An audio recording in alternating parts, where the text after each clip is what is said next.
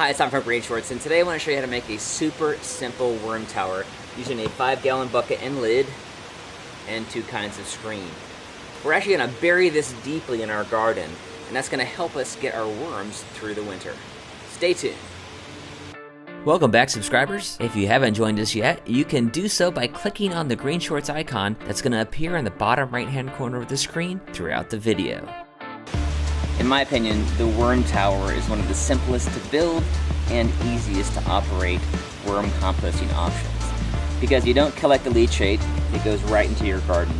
The castings as well that the worms are making are going to go out into the bed as well, because we're going to create holes, perforations, for the worms to move out of the bucket into the garden. They're going to come back for the compost. That's their ideal habitat. They don't want to be in the soil, but they'll go out there, mingle around a little bit, drop off some castings, and then come home and get back to work. I'm using a salvaged bucket and lid for the body of my worm tower, as well as 2 different kinds of salvaged screen to keep bugs and rodents out. In particular, I'm using metal window screen because generally a rodent isn't going to chew through metal. I'm also going to use some heavier duty mesh along the lower perforations to keep subterranean rodents from getting in, like moles, because worms are one of their delicacies, and they'll wipe me out if I let them in. With a worm tower, normally I'm venting the top. For this one, I'm going to vent the side. We're going to bury this into the ground up to about here. But above that, I want to be able to have some air movement in and out so we don't develop an anoxic environment. We need it to be aerobic, meaning has oxygen, in order for this to work properly and for the worms to be happy. So first we're going to drill some holes around the top and then cover them with screen. My neighbors have left their dog out back and I can't get it to stop barking. So since we're going to be hearing the yipping throughout this video, I thought you'd at least like to see the culprit. Come here, what are you stuck? Now you're going to go? So I'm going to do a row of holes around the top with my smaller spade bit. It's like about 1/4 inch or so. Size isn't as important here.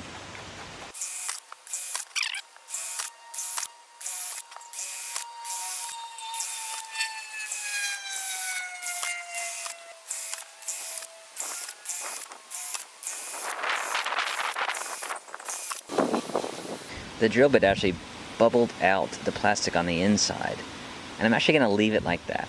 That'll discourage the worms from trying to climb out. My top layer here is going to have the fine screen as well as the heavy screen. We'll cut a strip to fit this width and make sure we have enough to go all the way around, out of both the window screen and the mesh. I'm going to need 2 at this length to get all the way around.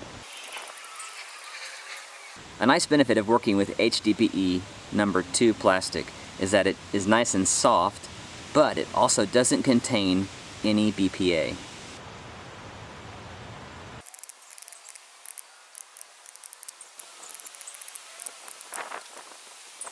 I'm going to nip off all of the small pointy bits here and then clean up both ends of my 2 mesh strips.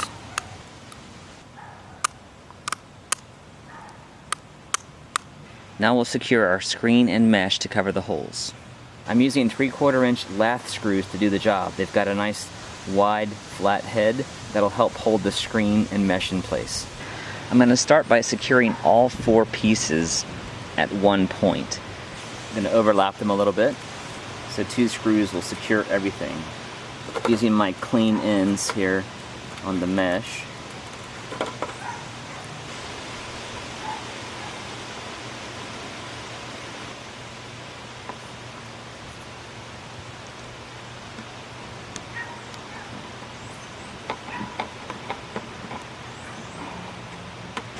I don't want to over tighten these screws lest they strip the plastic.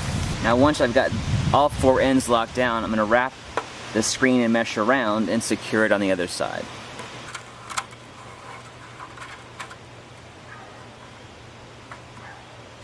Once I know where these are going to overlap, I'm going to trim them off. First the screen and then the mesh.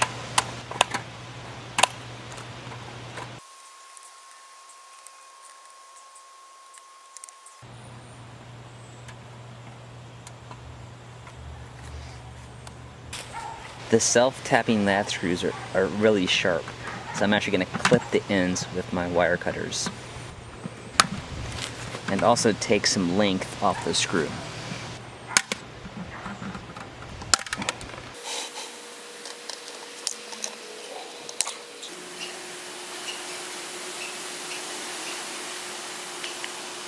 I'm going to perforate the bucket 8 inches from the bottom.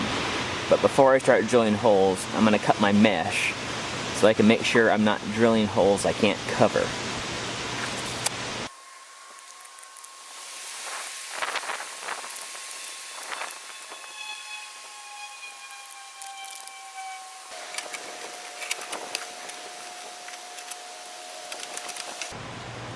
For a little overlap. And back to our starting point here, so we've got enough mesh to cover the whole bottom here, 8 inches deep. So now we drill. Mark my top here around the bucket in a couple spots just to make sure I don't go over that. And I've switched to my wider spade bit. This is 13/16. The size really isn't as important here.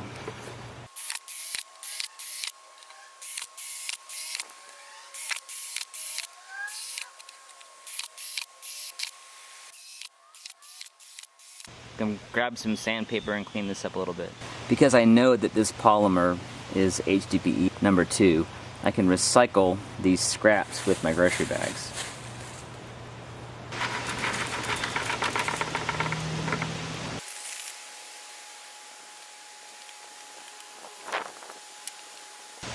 While I'm doing this, I'm also going to remove the handle. It's not going to be needed for this application.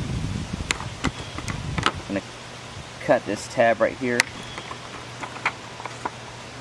Slide it out. Then I can work it out of the other side. It's actually a nice piece of metal that I can use for something else. Do a little work inside as well, but I gotta keep an eye out for those screws. Now, if you want to save the mesh step on the bottom, it's really not 100% necessary.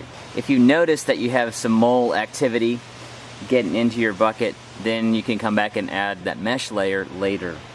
So if you want to skip that step, feel free. Now I'm going to screw in the mesh, starting with my diagonal ends. And because this bucket has a taper to it, I'm actually going to start with just one screw. I'll work this around and see where I need to trim it off.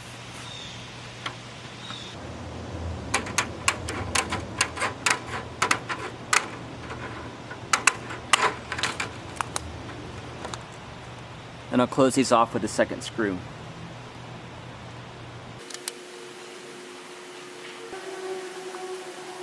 Once I'm sure how the taper is going to affect this, then I can finish off the last 2 screws here.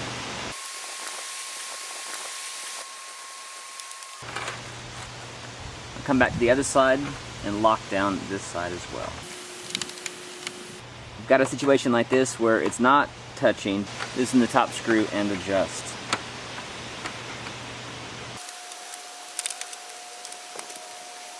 And in a worst case scenario, even if I'm just touching the edge of that hole, it's highly unlikely that a vole or mole is going to find this one hole that they could potentially chew at. So I'm safe here.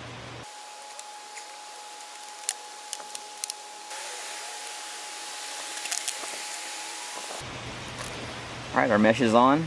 Let's trim the screws.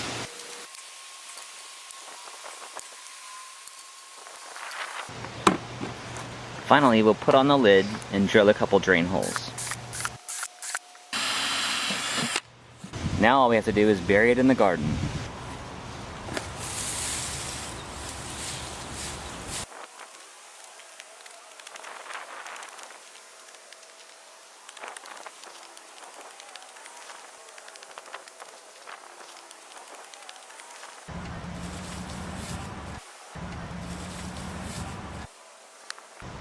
Now once I got the barrel into the level I like it, I'm going to backfill. Currently this bed is actually lower than the final level of the soil, which will come to right about here. where we want it. So to help the worms overwinter, what I'll do is I will bring the soil up to here, but then I'm actually going to cover it with compost and leaves and grass. This insulating layer will help this worm tower stay warmer. The ground heat will come in from the soil. It's going to be warm enough that the worms will be able to live through the winter. To get this worm tower set up with worms and compostables, watch this video. And let me know in the comments below if you've built this. As always, our mission here at Green Shorts is to help you see green so you can be green. And save a little green by growing your own fertilizer. Thanks for watching. Please like and share, and subscribe for new DIY videos every Friday.